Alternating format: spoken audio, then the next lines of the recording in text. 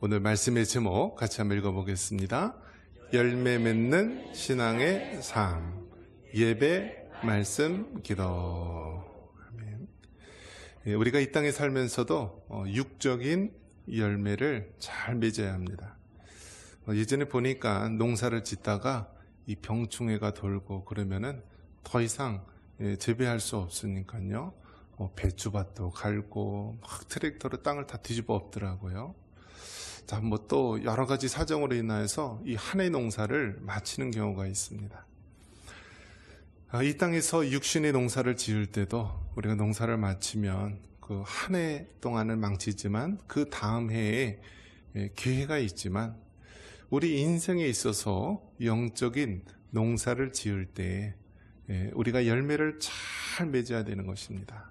왜냐하면 한번 실패를 하면 다시 돌이킬 수 없기 때문입니다.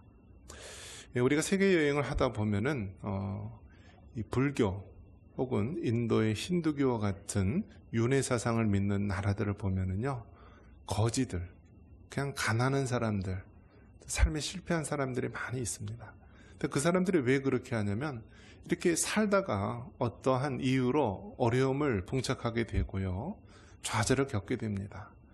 그래서 그 좌절 속에서 헤어나오지 못하고 어떤 생각을 하냐면 자포자기 심령 때문에 다음 생에 태어나면은 잘 해보자라는 생각으로 이번 생은 그냥 포기를 합니다. 그래서 구걸하는 사람도 많고요, 알코올 중독자나 피인이 이렇게 많습니다. 그런데 기독교 신앙이 들어간 데는요, 일단은 나라가 깨끗하고요, 잘 살고요, 또 뭔가 삶의 모습이, 자세가 많이 다릅니다. 왜 그렇죠? 단 한 번뿐인 인생이기 때문입니다. 그래서 기독교의 세계관은요, 직선적인 세계관입니다.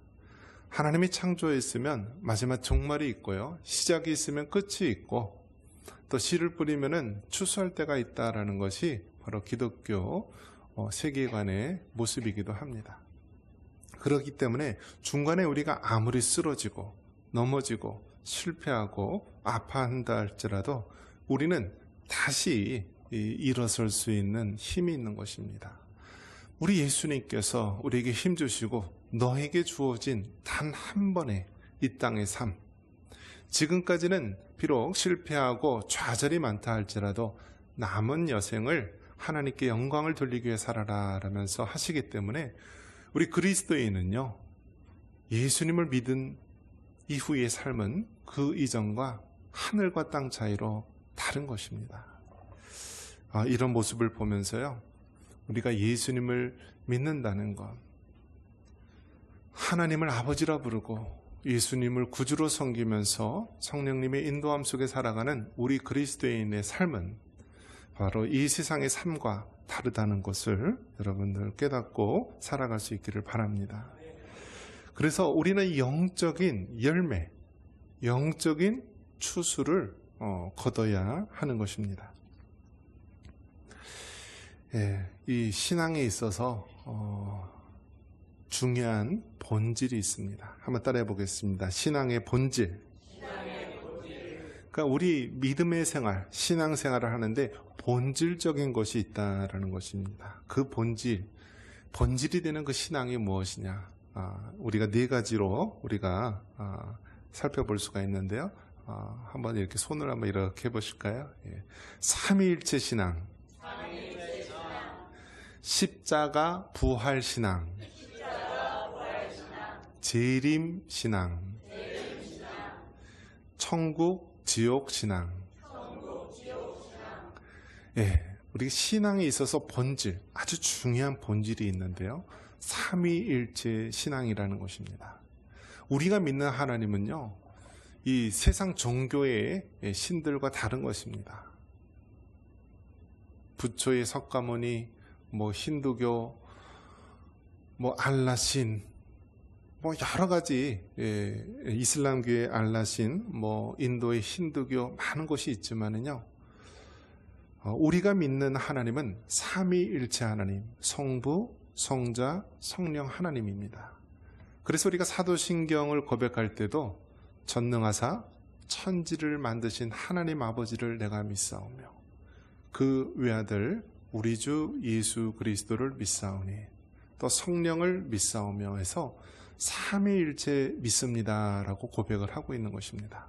그래서 우리 신앙의 본질, 가장 중요한 본질이 무엇이냐면 우리가 믿는 하나님은 성부, 성자, 성령, 삼위일체 하나님이다. 그래서 삼위일체 신앙이 우리 신앙의 본질이고요. 두 번째는 십자가 또 부활 신앙입니다. 한번 따라해 볼까요? 십자가 부활 신앙. 우리 기독교 하면 우리가 딱 상징적인 그림이 십자가 아닙니까? 십자가. 이것이 중동 지방에 있는 그 사형의 한 방법, 사형의 하나의 방법으로서 굉장히 그 당시에는 혐오했던 모양입니다. 여러분 한번 생각해 보십시오. 사람을 교수형 시키는, 사형 방법을 시키는 이 올가미를 이렇게 항상 떠올리고 매달리고 산다라고 하면 얼마나 불행하겠습니까? 이 십자가가 자체가 사형 방법이었어요. 어떻게 하면 사람을 가장 고통스럽게 오랫동안 살려두면서 죽일까? 연구에서 나온 것이 십자가형인데요. 오늘날 어떻게 기독교의 어떤 상징적인 심볼이 되었는가? 그것은 하나님의 아들 예수님께서 십자가에 달려 죽으셨고 그 십자가에서 3일 만에 부활하셨기 때문에 우리 기독교 신앙의 본질, 바로 십자가와 부활이 된 것입니다. 또 세 번째는 우리 기독교 신앙의 본질이 무엇인가? 바로 예수님이 십자가에서 죽으시고 부활하신 것으로 끝나느냐? 그것이 아니라는 사실입니다.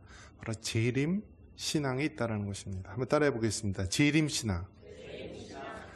그래서 우리는 십자가에서 달려 죽으신 예수님, 3일 만에 부활하신 예수님을 믿습니다. 그런데 여기서 끝나는 것이 아니라 세상 마지막 때에 이 땅의 진리로 심판하기 위해서 재림하실 것을 믿습니다. 이것이 우리 기독교 신앙의 본질입니다. 그래서 여러분, 재림 신앙은 2000년 전 초림의 예수님이 오셨듯이요, 이제 세상 마지막 때 재림, 다시 오신다라는 것을 믿는 것입니다. 이제 12월 25일이 되면은 예수님의 탄생을 축하하는 우리가 성탄절, 크리스마스를 보내게 되는데요. 성탄절은 하나님의 아들 예수님께서 인간의 몸을 입으시고 이 땅에 탄생하신 날을 기념하는 것입니다. 그래서 우리가 2025년이라는 그 연도가 정해진 것도 예수님의 탄생일을 기점으로 만들어진 것입니다. 예수님의 탄생, 초림을 믿는다라고 한다면 우리는 예수님이 세상 마지막 때에 재림하실 것을 믿는 것입니다. 그래서 여러분, 재림 신앙은 우리 기독교 신앙의 본질이 되는 것입니다. 그리고 맨 마지막에 무엇이라고요? 한번 따라해 보겠습니다. 천국과 지옥 신앙. 죽음으로 끝나는 것이 아니라 죽음 이후에는 영원한 세계가 존재하는데, 예수님을 구주로 믿고 하나님의 자녀가 된 자에게는 영원한 천국, 하나님 나라의 세계가 있고요. 또 예수님을 부인하고 거절한 자들에게는 영원한 심판, 지옥이 있다는 것이 성경이 말씀하고 있는 진리입니다. 그래서 신앙의 본질은 삼위일체 신앙, 십자가 부활 신앙, 재림 신앙, 천국과 지옥 신앙이 되는 것입니다. 자, 이처럼 신앙의 본질이 있고요, 또 신앙의 삶이 있는 것입니다. 그것이 오늘 우리가 다루는 것인데, 우리가 신앙의 본질을 믿고 사는 사람이라면 신앙의 삶으로서 열매가 맺어져야 되는 것입니다. 그 열매가 무엇이냐? 예배의 삶의 열매가 있고요, 말씀의 삶의 열매가 있고, 기도의 삶의 열매가 있고, 또 교회 봉사의 열매가 있고, 또 전도와 선교의 열매가 있고, 또 순교의 열매가 있는 것입니다. 그래서 오늘은 열매 맺는 신앙의 삶의 먼저 앞부분, 예배와 말씀과 기도에 대해서 우리가 살펴보려고 합니다.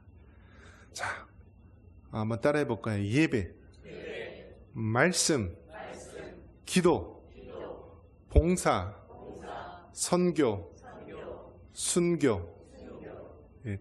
그러니까 우리 삶 속에 신앙의 본질을 가지고 예수님을 믿는 자라고 한다면 삶 속에 열매를 맺어야 되는데요. 예배의 열매를 맺어야 되고요.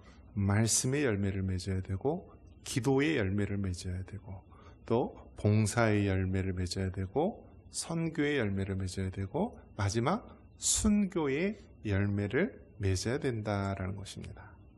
오늘은 이제 우리가 두 번의 시간에 나눠서 할 텐데요. 먼저는 예배와 말씀과 기도를 먼저 살펴보려고 합니다.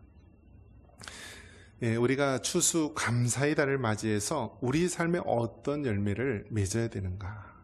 먼저 예배의 삶의 열매를 맺어야 됩니다. 요한복음 4장 23절입니다. 같이 한번 읽겠습니다. 아버지께 참되게 예배하는 자들은 영과 진리로 예배할 때가 오나니 곧 이때라. 아버지께서는 자기에게 이렇게 예배하는 자들을 찾으시느니라. 아멘. 추수감사의 달을 맞이해서 우리 삶에 어떤 열매를 맺어야 하는가? 오늘 보면은 우리 하나님 아버지께서는 이렇게 자기에게 예배하는 자들을 찾으신다고 말씀합니다. 예배의 삶의 열매를 맺어야 합니다. 한번 따라해 보겠습니다. 예배의 삶의 열매. 예배자. 여러분, 하나님께서는 부족한 것이 없습니다. 이 세상에 아무리 귀한 금이나 다이아몬드 어떤 것을 가져다 준다 할지라도, 세상에 아무리 큰 궁전이나 집이나 또 좋은 자동차나 그 무엇이라 할지라도 하나님은 원하시는 것이 없습니다. 왜요? 하나님은 말씀으로 천지를 창조하신 창조주이시기 때문입니다. 근데 그런 하나님께서 우리에게, 하나님의 백성들에게 원하시는 것이 있습니다. 그것은 예배입니다. 여러분, 예배는 얼마나 신비롭고 얼마나 귀하고 얼마나 보배스러운 것인지 모릅니다. 죄인된 사람이 어떻게 그 영화로우신 하나님을 알 수 있겠습니까? 여러분, 사람의 머리로는요, 하나님을 알 수가 없고 이해할 수도 없습니다. 근데 그런 하나님께서 예배라는 것을 통하여서 우리를 만나주시는 것입니다. 영이신 하나님 아버지께서 죄인된 육신의 몸을 입고 있는 우리 인간들에게 하나님의 형상으로 우리를 빚으셨고, 우리의 영혼이 하나님께 예배할 수 있도록 그렇게 허락해 놓으신 것이 예배입니다. 그렇기 때문에 세월이 아무리 변한다 할지라도 하나님께서는 누구를 찾으시는가? 예배하는 자들을 찾으신다고 말합니다. 여러분, 이 사실을 항상 기억하며 사시기 바랍니다. 가정에서 안 믿는 불신의 가정이 있다. 하나님께서 원하시는 것이 무엇일까? 그 불신의 가정에서 내가 하나님을 예배하는 자로 삼으신다라는 것을 기억하시기 바랍니다. 일터에서도 다 불신자들이고 술이나 쾌락 속에 다 빠져드는 그런 죄악에 관영한 시대 속에서 하나님께서 찾으시는 것이 무엇인가? 우리의 일터에서 하나님을 예배하는 자들을 찾으신다라는 사실입니다. 지금도 마찬가지입니다. 우리나라 대한민국에 5만여 교회가 있고 850만 명, 1000만 명이 되는 그리스도인이 있다 할지라도 하나님이 찾으시는 것이 무엇인가? 예배자를 찾으신다는 사실을 잊지 마시기 바랍니다. 예배자로 살아가는 사람은요, 하나님 중심이고요, 늘 하나님 뜻대로 살아가는 자입니다. 그래서 예배자로 살아가는 자는 이 삶의 자세나 태도가 달라지는 것입니다. 뇌물을 받거나 쾌락과 죄악 속에 살아가는 삶은 예배자의 삶이 아닌 것입니다. 그래서 예배자로 살아가는 삶은 늘 하나님 중심으로 성결하고 거룩한 모습으로 살아가는 자임을 잊지 마시기 바랍니다. 그렇다면 예배자로 살아가는 우리는 어떻게 하나님을 예배해야 되느냐? 영과 진리로 예배해야 합니다. 요한복음 4장 24절 같이 한번 읽겠습니다. 하나님은 영이시니 예배하는 자가 영과 진리로 예배할지니라. 아멘. 우리가 항상 예배 시작 전에 우리가 선포하는 말씀이 하나님은 영이시니 예배하는 자가 영과 진리로 예배할지니라. 이 고백을 우리가 하고 있습니다. 특별히 영과 진리로 예배하라라는 것이 무엇인가?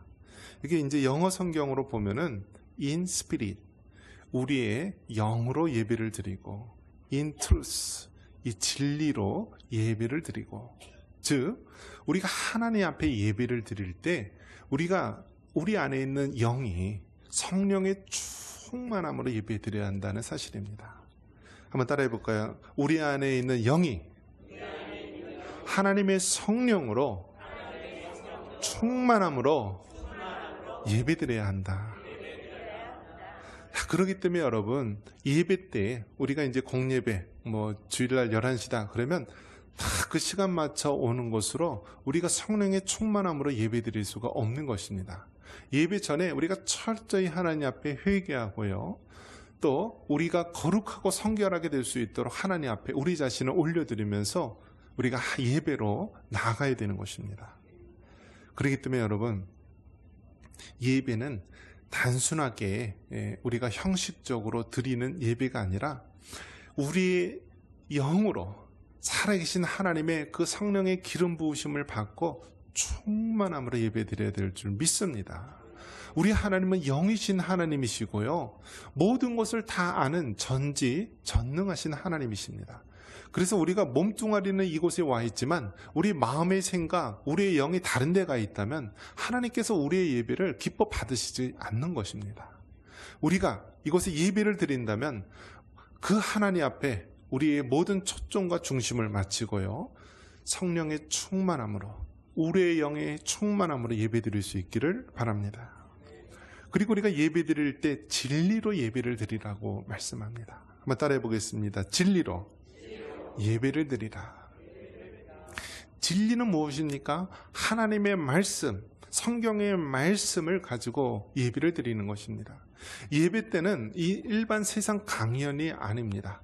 윤리적이고 도덕적이고 세상 어떤 살아가는 지혜를 가르치는 그런 강연장이 아니라 하나님의 말씀이 선포되고 이 진리의 성경 말씀이 전파되는 것, 이것이 바로 예배인 것입니다. 그래서 여러분, 예배 때 특별히 진리로 예배를 드리라고 했을 때 하나님의 말씀을 위해서 기도하시기 바랍니다. 공예배를 드릴 때도 또 하나님의 말씀을 선포하는 목사님들을 위해서, 또 그 자리에 진리의 말씀을 듣고 많은 회중들의 마음이 하나님의 말씀으로 변화될 수 있도록, 진리의 말씀으로 회복될 수 있도록 기도해 주시기 바랍니다. 이것이 우리가 영으로 예배 드리는 것이요, 진리로 예배를 드리는 것입니다. 오늘날 가정 속에서 많은 어려움들이 생기고 있습니다.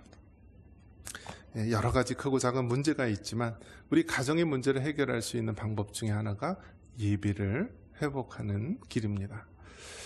특별히 이제 가정 예배, 우리 믿음의 선진들은요, 가정 예배를 드리는데요, 매일 어떤 가정은요, 아침 저녁으로 가정 예배를 드리는 가정도 있었다라고 합니다. 오늘날 우리 사회는 또 어떻습니까? 얼마나 바쁩니까? 또 맞벌이 부부한다, 또 자녀들도 알바를 뛴다, 할아버지 할머니도 알바를 한다. 바쁜 세상 속에서 어떻게 해야 되느냐? 그럼에도 불구하고 일주일에 한 번, 토요일이라 할지라도 우리가 가정 예배로 하나님께 영광 돌리시기를 바랍니다. 그래서 여러분, 가정 예배는요, 어떻게 드려야 되느냐? 한번 따라해 보겠습니다. 짧고 간단하게. 이 예배를 짧고 간단하게 드려야 합니다. 10분, 15분 이내로 속전속결로 드려야 돼요. 그래서 들을 때 어떻게 되느냐? 우리가 믹지인 성경 읽기 있지 않습니까? 사도신경 고백하고요, 그날 이 가족 구성원들이 돌아가면서 인도를 하되, 없으면 혼자라도 하면 됩니다.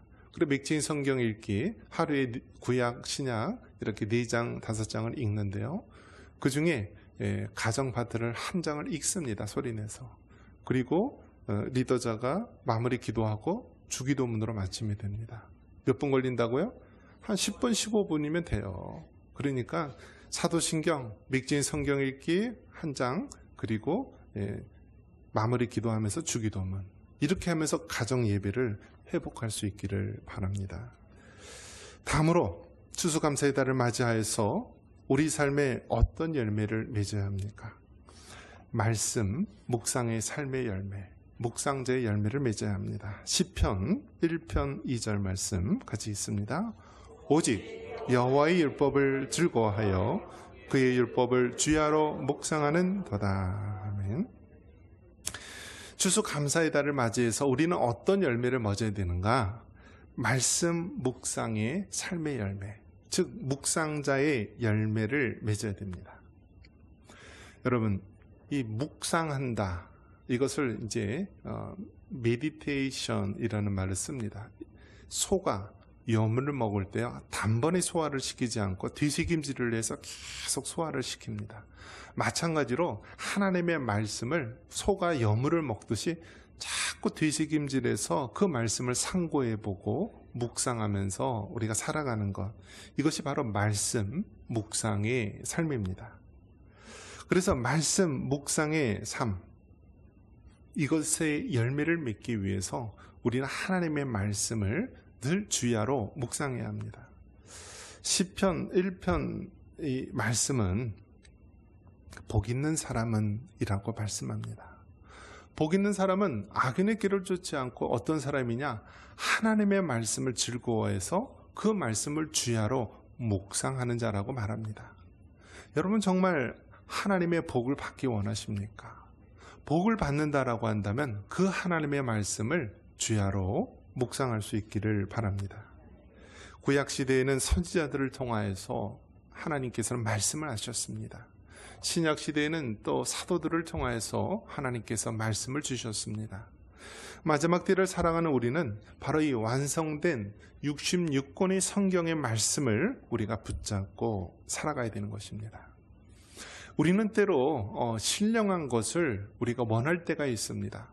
그래서 하나님의 음성을 듣기를 원하는 그러한 일들이 많이 있습니다. 근데 중요한 것은 여러분, 99번 하나님의 음성을 들었다 할지라도 한 번 우리가 잘못된 음성을 들으면 큰 어려움에 빠지는 것입니다. 이스라엘의 초대왕 사울왕은요, 처음에는 하나님을 잘 섬기는 믿음의 왕으로서 그렇게 세워졌지만 마지막 순간에는 비참한 최후를 맞이하게 됩니다. 사무엘이 죽은 이후에는 정말 하나님의 뜻이 어디 있는가 물어보아도 알 수가 없기에 결국 엔돌에 신접한 여인을 찾아가서요, 죽은 사무엘의 음성을 들으려고 합니다. 그런데 여러분, 그것이 진정 죽은 사무엘이 이 땅에 돌아와서 한 말씀입니까? 여러분, 결국은 사탄도 광명의 천사로 위장해서 우리 앞에 나타나는 것이기에 여러분, 죽은 사람의 음성, 그러한 잘못된 음성을 들으면은 우리가 잘못된 길로 갈 수밖에 없습니다. 그렇기 때문에 우리는 기록되고 완성된 하나님의 말씀, 성경 66권의 말씀을 주야로 묵상하고 그 말씀을 따라서 살아가는 여러분 되시길 주님의 이름으로 축원합니다. 성경에 보면 묵상함으로 하나님께서 크신 은혜를 주신 인물이 나오는데요, 이삭이 나옵니다. 창세기 24장 63절 말씀 같이 한번 보겠습니다. 이삭이 저물 때 들에 나가 묵상하다가 눈을 들어보매 낙타들이 오는지라. 아멘. 이삭과 리브가가 만나는 장면입니다. 이삭이 40살이 되어도록요 장가를 못 갔어요. 몇 살이요? 40살. 40살 되도록 장가를 못 간 이 이삭, 또 어머니 사라마저도 이제 죽음을 맞이하게 됩니다. 그러니까 어머니의 그 큰 빈자리, 40살이 되도록 장가를 못 간 이삭, 이 이삭은 그 마음이 굉장히 공허하고 허무했을 것입니다. 그래서 그 이삭은 그래도 하나님을 바라보고 하나님의 말씀을 묵상하였습니다. 그날 저녁에도 들에 나가서 하나님의 말씀을 묵상하게 됩니다. 그런데 묵상하다 보니까 누가 나타나죠? 리브가가 나타난 것입니다. 저 멀리 그 낙타 행렬이 보입니다.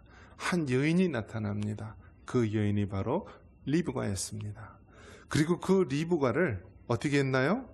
당장 부인으로 맞아서요, 어머니가 계셨던 그 사라의 그 방으로 또 그 아내를 인도하게 됩니다.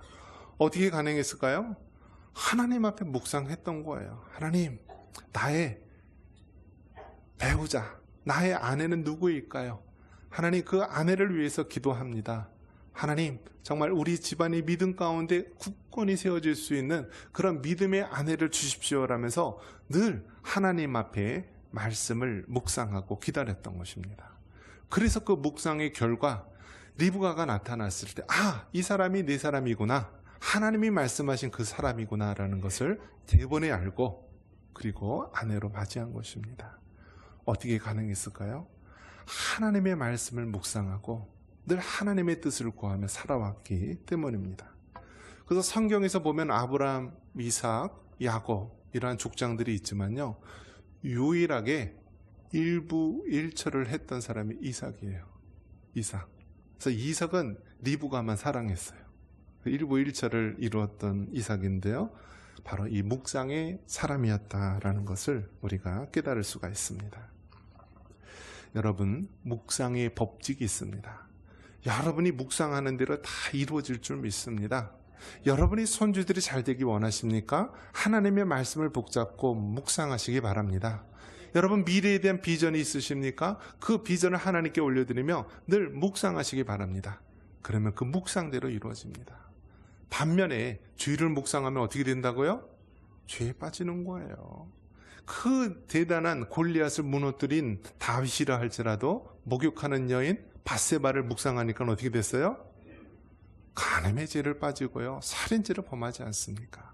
그러니까 여러분, 묵상을 하시되 하나님의 말씀을 묵상할 수 있기를 축원합니다. 마지막으로 추수감사의 달을 맞이해서 우리 삶에 어떤 열매를 맺어야 합니까?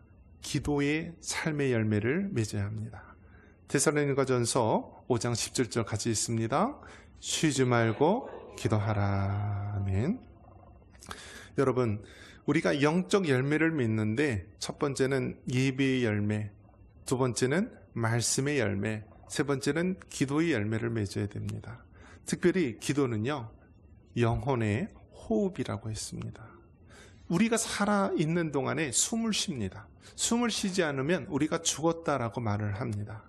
마찬가지로 우리가 영적으로 하나님과 교감을 하면서 살아가야 되는데요, 바로 기도를 통하여서 하나님께 늘 묻고 듣고 순종하는 삶을 살아갈 수 있는 것입니다.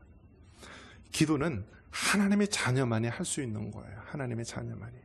그래서 여러분 한번 따라해 보겠습니다. 묻고 듣고 순종하자. 그래서 기관차가 칙칙폭폭 칙칙폭폭 달리듯이요, 하나님께 늘 우리 삶 속에 하나님께 묻고 또 듣고 순종하면서 이 증기기관차가 달려가듯이요, 우리 삶 속의 기도를 통하여 늘 하나님 앞에 묻고 듣고 순종하는 삶을 살아갈 수 있기를 바랍니다. 기도에는 개인 기도가 있고요, 또 공적으로 드리는 기도가 있습니다. 한번 따라해 보겠습니다. 개인 기도는 길게 할수록 좋고, 공적 기도는 3분만 하자. 네. 그래서 여러분, 개인 기도는 오래 할수록 좋은 거예요. 근데 공적 기도는 3분 정도가 가장 적당하다라고 합니다. 예전 어르신들은요, 10분, 20분도 했어요, 공적 기도를. 근데 그 당시에는 그만큼 믿음의 훈련이 돼 있어요. 근데 요즘은 어떻죠? 이 유튜브라든지 이 쇼츠 같은 거 보면은 몇 초예요? 굉장히 짧아요. 30초, 1분, 길어야 3분 이내예요. 그러니까 오늘날 젊은 사람들의 구조는요, 3분을 넘어가면 몸이 근질근질해서 딴 생각가 있어요. 그렇기 때문에 공적 훈련은 더 짧은 시간에 기도해야 되기 때문에 더 어려운 것이고요, 더 힘든 것입니다. 그러기 위해서 기도에 그 뼈대가 있습니다. 하나님, 감사합니다. 용서해 주세요. 들어주세요. 예수님 이름으로 기도합니다. 라는 이 5가지 뼈대를 가지고 우리가 늘 기도해야 합니다. 특별히 공적 기도는 예비를 위해서 기도하고요, 또 말씀을 전하는 설교자를 위해서도 기도하고, 또 예비를 담당하는 순서자를 위해서 기도해 줘야 됩니다. 자, 여기 계신 모든 분들이 나이가 어느 정도 되셨죠? 다 지긋지 많잖아요. 그러면 나이가 들면 드는 생각에, 아유, 나는 이제 다 했어. 다 살았어. 이제는 무슨 날만 기다려야 돼요? 죽을 날만 기다려야 돼. 근데 죽을 날만 기다리는데도 10년, 20년, 30년 돼도 안 죽어요. 어떻게 여러분 죽을 날이 언제라고 딱 알면은 다 거기에 맞춰서 우리 인생을 살아갈 텐데 죽고 싶어도 못 죽어요. 근데 하나님께서 우리 믿음의 사람들에게는 기도의 사명을 주셨습니다.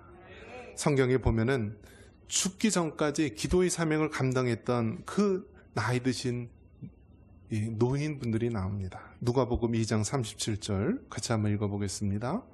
과부가 되고 84세가 되었더라. 이 사람이 성전을 떠나지 아니하고 죄하러 금식하며 기도함으로 섬겼더니. 아멘. 아기 예수님이 이 땅에 태어나셨습니다. 그리고 그 아기 예수님이 태어난 지 8일 만에 아마 성결 예식에 의해서 성전을 찾아갔을 것입니다.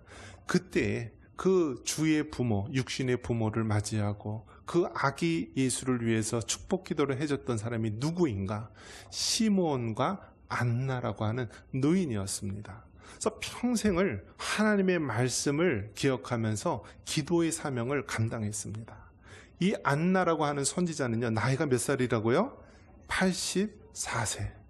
84세면은 그 당시에는 굉장히 더 고령이에요. 지금으로 따지면 100세 이상 될 수도 있습니다.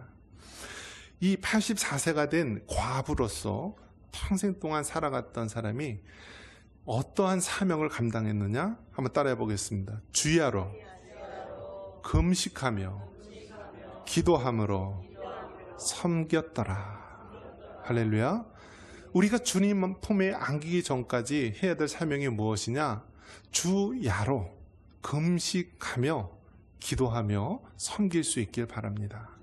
나는 아무 힘이 없고 이제 나이 들어서 할 수 없다라고 포기하지 마시고 이 안나 선지자와 같이 시몬 할아버지와 같이 죽는 그 순간까지 기도함으로 우리의 사명을 감당할 수 있기를 바랍니다. 말씀을 맺습니다. 열매 맺는 신앙의 삶, 예배자의 열매, 묵상자의 열매, 기도자의 열매를 맺을 수 있는 여러분 되시기를 주님의 이름으로 축원합니다.